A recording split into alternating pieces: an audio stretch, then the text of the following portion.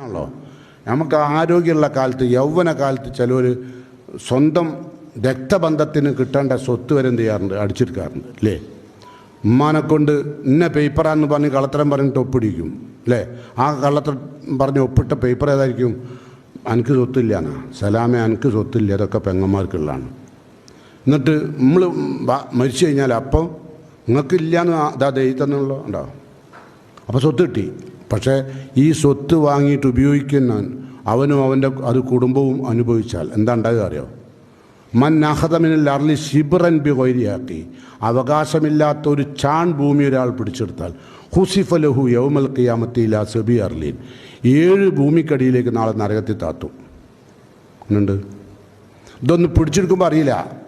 പിടിച്ചെടുത്ത മുതലൊക്കെ അത് ഭൂമി മാത്രമല്ല, എന്തെല്ലാം പൈസ മാത്രമാണോ? അല്ല, എന്തെല്ലാം